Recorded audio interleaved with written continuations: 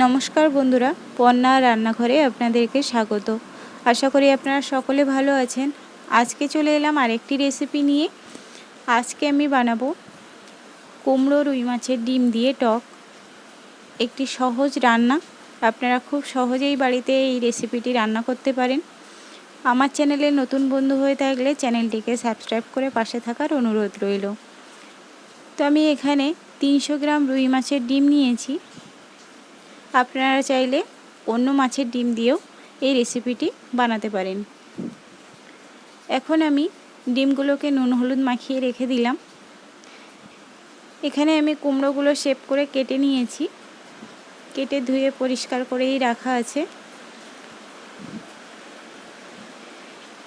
এখন আমি মাছের ডিমগুলোকে ভেজে নেব। বন্ধুরা, মাছের ডিমটা আমি হালকা করে ভেজে নেব, বেশি শক্ত করব না, তাহলে কিন্তু এর মধ্যে টকটা ঢুকবে না। তো দেখুন, মাছের ডিমটা আমি হালকা করে ভেজে নিয়েছি, তুলে নেব। এখানে আমি একটা বাটির মধ্যে দুটো আমশি নিয়ে ভিজিয়ে রেখেছিলাম। কড়াই তেল দিয়েছি, তার মধ্যে দুটো শুকনো লঙ্কা আর কালো জিরে ফোড়ন দিয়ে দিলাম। একটু নেড়ে নেব।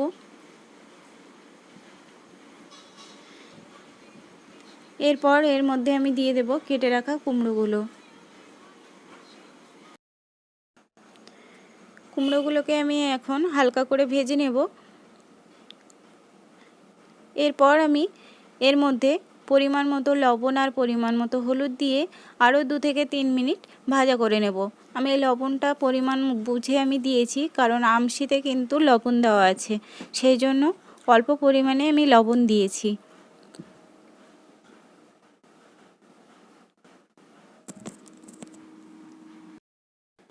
কুমড়োগুলো 2 থেকে 3 মিনিট ভেজে নেওয়ার পরে আমি এর মধ্যে দিয়ে দিলাম ভিজিয়ে রাখা আমশিগুলো।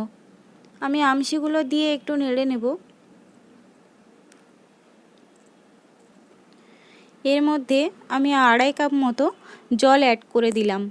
যেহেতু কুমড়োটা সেদ্ধ হবে আর কিছুটা গ্রেভি থাকবে, তো সেই মতো বুঝে আমি 2.5 কাপ পরিমাণ জল দিয়ে দিয়েছি। ঝোলটা ফুটে উঠেছে, আমি এর মধ্যে দিয়ে দিলাম ভেজে রাখা ডিমগুলো।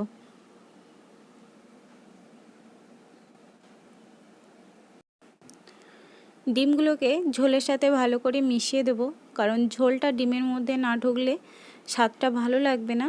তো আমি ডিমগুলো দেখুন ঝোলের সাথে ভালো করে মিশিয়ে দিয়েছি। এদিকে ফুটেও উঠেছে। আমি 4 থেকে 5 মিনিটের জন্য ঢাকা দিয়ে মিডিয়াম আঁচে রান্না হতে দেব।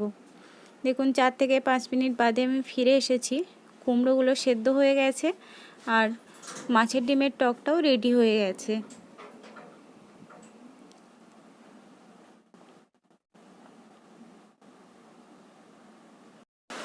বন্ধুরা, নামানোর আগে আমি এর মধ্যে দিয়ে দিলাম 1 চামচ পরিমাণ চিনি। চিনিটা একদিকে যেমন টকটাকে ব্যালেন্স করবে, তেমনি অন্যদিকে এর স্বাদটাকে কিন্তু অসাধারণ করে তুলবে। রেসিপিটি আপনাদের যদি ভালো লেগে থাকে অবশ্যই বাড়িতে একবার ট্রাই করে দেখুন। আর ভালো লাগলে লাইক কমেন্ট শেয়ার করতে কিন্তু একদমই ভুলবেন না। পাশে থাকা বেল আইকনটি ক্লিক করে রাখবেন, যাতে এই চ্যানেলের নতুন নতুন ভিডিও ছাড়ার পরে আপনার কাছে নোটিফিকেশানটি আগে চলে যায়। তো দেখা হচ্ছে পরবর্তী কোনো নতুন রেসিপি নিয়ে। ততক্ষণে সুস্থ থাকবেন, ভালো থাকবেন। ধন্যবাদ।